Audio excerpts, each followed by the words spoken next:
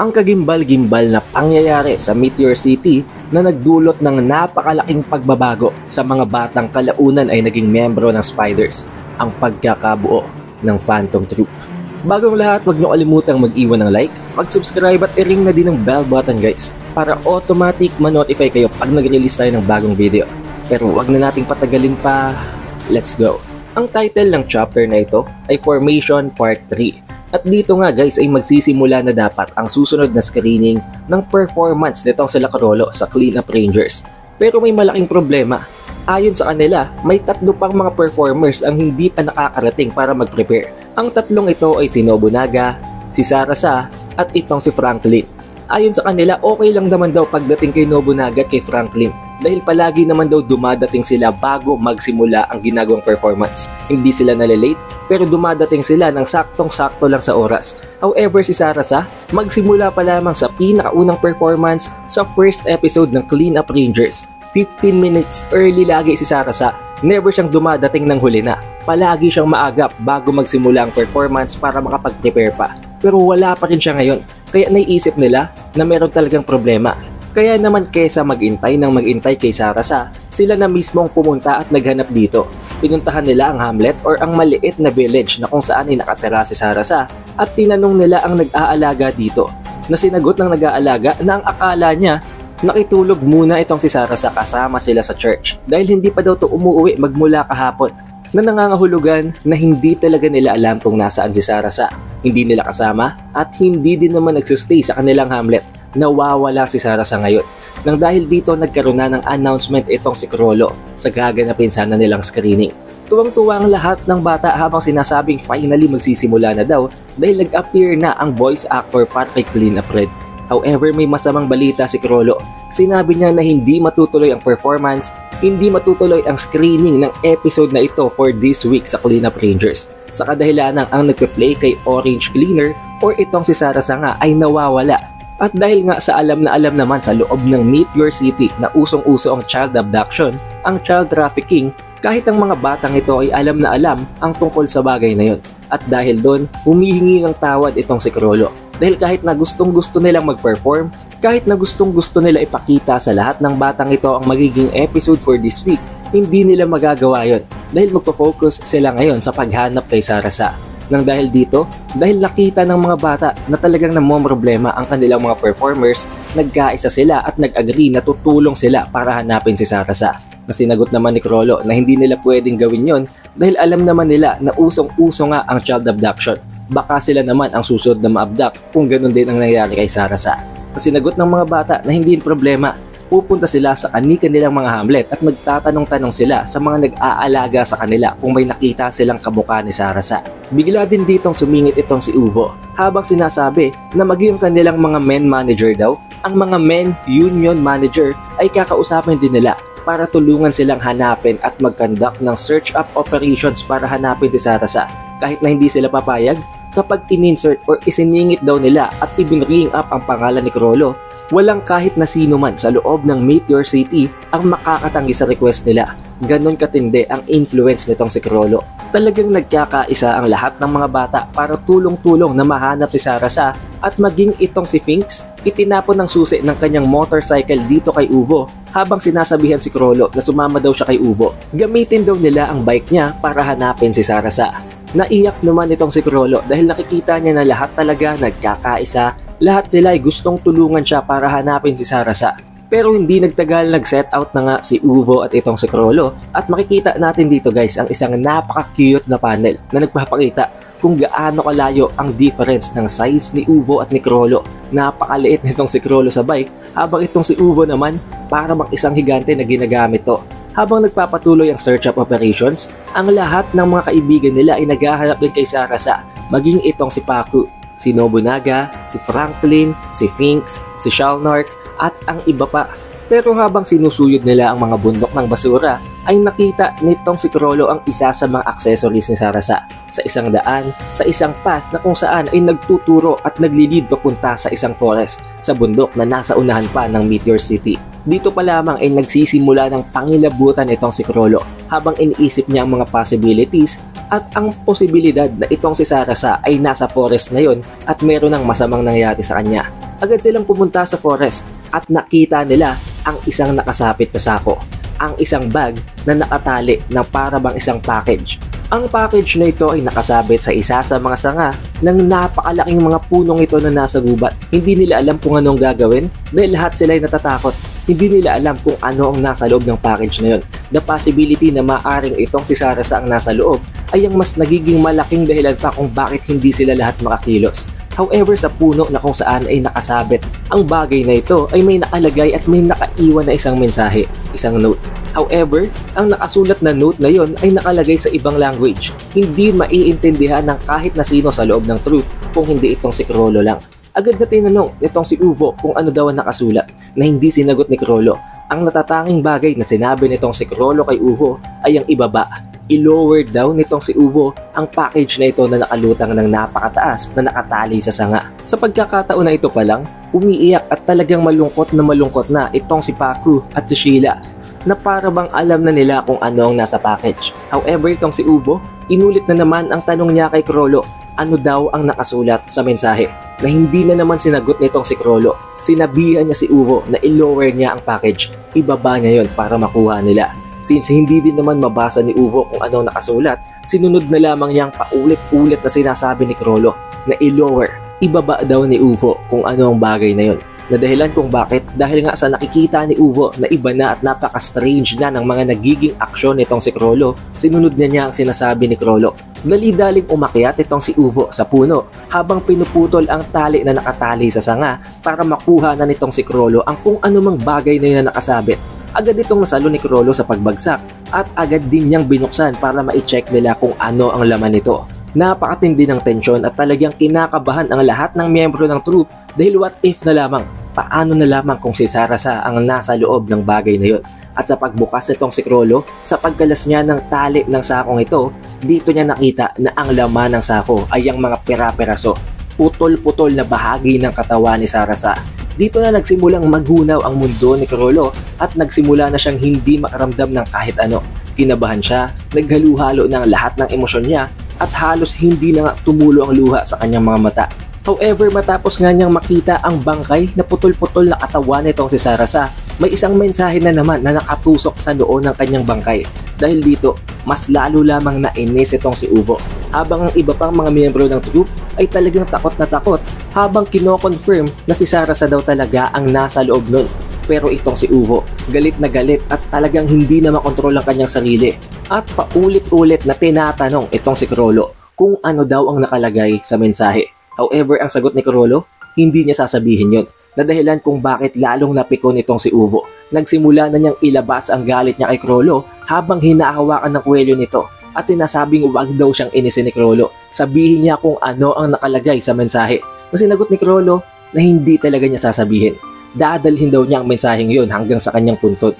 Hindi niya yun sasabihin kahit kanino hanggang sa araw na mamatay siya. Tinigasan nitong si Chrollo ang kanyang sinabi at pinanindigan niya ito habang sinasabi kay Uvo na kung gusto daw ni Uvong malaman kung anong mensaheng yon, mag-aral siya at kapag marunong na siyang bumasa ng ganong lengguwahe, sa kanya alamin kung anong ibig sabihin ng mensahe. Nang dahil dito nagalit si Uvo at itinapon niya si Chrollo habang umaalis na sa forest. Habang ang ibang mga miyembro ng troop, tinatanong naman itong si Uvo kung ganito na lang daw ba iiwanan ni Uvo ang bangkay ni Sarasa. However, lahat sila'y nalungkot nang magsimulang gumalaw at lumapit itong si Machi habang niyayakap ang putol-putol na katawan ni Sarasa. Dito na sila lahat nagsimulang maging emosyonal, lalong-lalo na si Paku at si Sheila. Then nagkaroon ng time skip, inuwi nga nila ang bangkay nitong si Sarasa habang makikita natin sa panel na ito na buong-buo na ulit ang kanyang katawan. Tuwang-tuwa at namamangha pa nga dito ang mga miyembro ng troop habang sinasabing parang buhay pa daw ang itsura nitong si Sarasa na inexplain naman ng kanilang priest na ito ay ang tinatawag nilang embalming, ang proseso ng pag-embalsamo. Sa pamamagitan nito, kahit patay na itong si Sarasa, nagawan nila ng paraan para maibalik ang itsura, ang appearance ni Sarasa noong nabubuhay pa siya. Nagawa daw nila itong posible sa pamamagitan ng tulong nitong si Renko-san, ang isa sa mga bagong karakter na ngayon lang natin nakita. Ang mga miyembro naman ng troop ay nag-iiwan ng mga bagay as a remembrance para kay Sarasa bago pa siya ilibing.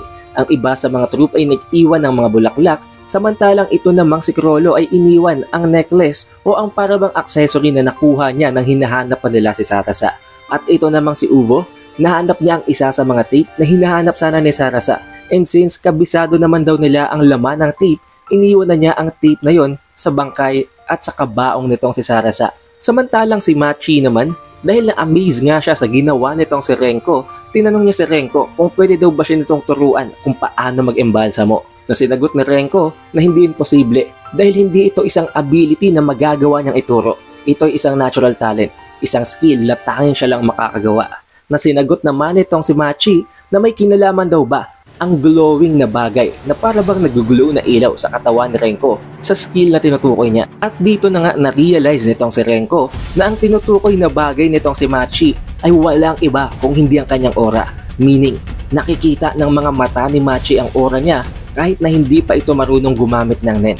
Dito na-realize nitong si Renko na napakatindi ng potential nitong si Machi. Kung ganito nga na wala pa siyang abilities, wala pa siyang alam tungkol sa NEN pero nakakakita na siya ng aura. Sa kabila ng pagkabilib nitong si Renko, natatakot din siya sa potential nitong si Machi. Pero nag-iwan siya ng parabang isang contact number ng isang bagay, isang card na pwede daw nitong gamitin kung sakaling bigyan siya ng consent ng mga priest para sumunod sa residence ni Renko at para mag-undergo siya ng kanyang training. Matapos ilibing ang bangkay ni Sarasa, ay nag-usap naman itong si Krolo at si Uvo.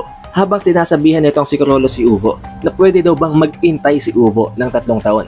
After ng 3 taon na yon, bago siya mag-turn into 14 years old, gagawa siya ng panibagong sistema, ng panibagong konsepto sa loob ng Meteor City. At sa pamamagitan nun, sisiguraduhin niyang hindi na maulit ang trahedyang ito. However, hindi nag-agree si Uvo.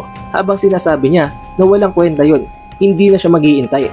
Ngayon pa lamang magse-set out na siya, lalabas na siya ng Meteor City at hahanapin niya ang mga pumatay kay Sarasa para mai-avenge niya na agad ang pagkamatay ng kanilang kaibigan. Habang sinasabi kay Krolo na kahit na maghintay pa daw sila ng 3 taon, walang magbabago kung nandito lang sila sa loob ng Meteor City at wala naman silang ginagawang kahit na ano. Sinagot naman ni Krolo na hindi, napakarami ng magiging pagbabago. Dahil as of this time daw ay nagkakaroon ng napakalaking telecommunications revolution. At kung magkakaroon daw ng tama and perfect na infrastructure, ay magkakaroon ng isang sistema na kung saan ang lahat ng mga tao sa mundo ay maikokonekta at the speed of light. Na kung saan daw ang isang individual ay magagawang makapag-send out ng information sa lahat ng ibang tao all throughout the world ng napakadali. Na dahilan kung bakit na itanong naman ni Uvo na ano naman, anong pakialam niya, anong connection nun. Na sinagot nitong si Krolo na actually kung pagbabasehan daw ang pinanggalingan nila ang lugar kung saan nahanap at natagpuan nila ang bangkay ni Sarasa, nakakita sila doon ng napakaraming mga cigarette butts, napakaraming mga upos ng sigarilyo na para bang sa lugar na yon, most likely bago nila gawin ang proseso ng pagpatay at ng pag-dismember sa katawan ni Sarasa ay nag-take sila ng videos, nag-take sila ng clips para makagarner ng attention, para makuha ang atensyon ng kanilang magiging target audience na para bang katulad din daw ng ginagawa nilang performance sa loob ng church. Ginawa daw nila yon para magsilbing entertainment at para makahakot ng mga buyer ng kanilang mga kinikidnap na mga bata. At ayon dito kay Krolo, even as of now ay nasa kanila pa rin ang clip nun. Kaya naman kung sakaling mangyari nga ang revolution sa telecommunications, once na makapasok na nga dito ang technology ng internet, ay magagawang i-upload yun ng mga kriminal at gagamitin nilang panibagong medium ang internet para ipagpatuloy ang abductions at ang kanilang illegal business. However, ayon dito kay Krolo, kahit na ganun, magkakaroon naman daw ng mga legal na mga batas at ng kung ano-ano pang mga regulations maging sa internet na yon, pero hindi nun mapipigilan ng mga kriminal. Hahanap at hahanap ito ng butas. Hahanap ito ng mga loopholes ng isang dark side maging sa revolution na yon para ma-utilize at magamit nila yon sa kanilang mga krimen. At sa pamamagitan nun, sa path na yon o sa medium na yon na kung saan yon nga tinatawag nilang dark side, doon nila matatagpuan ang mga kriminal na pumatay kay Sarasa. However, para hindi sila mahirapan na hanapin yon, sila mismo ang gagawa ng lugar ngayon na ang magiging pugad ng mga kriminal. Sila mismo ang gagawa ng kanilang magiging hideout para hindi na nila kailangan pang maghanap, kusa nang lalapit ang mga kriminal sa kanila. Kaya naman gagawin daw nilang isang paraiso, isang pugad ng mga kriminal ang Meteor City na kung saan ay iipon-ipunin nila lahat ng mga kriminal at doon nila susuyudin. Hahanapin kung sino ang mga perpetrators na pumatay kay Sarasa. At sa hindi inaasahang pagkakataon, Nandito pala ang buong troop na nakikinig sa pinag-uusapan ni Uvo at ni Chrollo. Lahat sila ay nag-agree habang sinasabi na napakahaba daw ng 3 taon. Sapat na oras yon para humanap sila ng tools, ng knowledge na magagamit nila para hanapin at i-identify ang mga pumatay kay Sarasa, at sapat na rin na oras yon para maging malakas sila, para makapag-prepare, para maging capable na patayin ang mga pumatay kay Sarasa in the event na makilala at ma-identify na nga nila ang mga taong yon. However, as you can see guys, ang isa sa mga troop na itong si Sheila ay lumihis ng direksyon na nagpapakita lamang dito ng kahulugan na hindi nga siya naging miyembro ng Spiders, na nakita naman natin na wala nga siya sa Phantom Troop. Pero nagpatuloy naman ang pag-uusap nila. Since sinabi na nga nila na lahat sila nag-agree, ang naging response naman sa kanila ni Chrollo na ngayong lahat nga sila ay pumapayag. Lahat sila ay nag-agree, there is one last important thing, na kung gusto talaga nilang hindi na maulit ang nangyayaring insidente, na wala nang maging susunod na biktima sa Meteor City na tulad ng nangyari kay Sarasa, kailangan nilang ialay ang kanilang buhay. Kakailanganin nilang tigasan ang kanilang resolve dahil within those 3 years now, matapos ang 3 taon na yon na preparasyon nila, papatay daw si Chrollo ng napakarami at hindi siya titigil hanggat hindi niya na-achieve ang kanyang goal, kahit na alam niya na hindi gugustuhin ni Sarasa na maging isa siyang murderer, na maging isa siyang killer, gagawin niya pa rin yon. At matapos niyang mamatay at makita ulit itong si Sarasa, saka siya magmamakaawa at hihingi ng pasensya sa ginawa niyang mga pagkitil. However, ngayong buhay pa siya, hindi niya sasayangin ang kanyang buhay. Iaalay niya ang buong buhay niya para hanapin ang mga killer ni Sarasa at hindi siya papayag na mamatay siya nang hindi na-achieve ang goal na yun. Dahil as of the present na kalagayan daw ng mundo, as of the present legal laws at ng iba pang mga regulations, kahit anong mangyari, hindi naman daw mapaparusahan ng mga killer na yun. Walang ibang magpaparusa sa mga kriminal na yun kung hindi sila mismo. Kaya naman itong si Chrollo daw ang magsisilbing sakripisyo. Itaturn niya ang kanyang sarili as the final villain.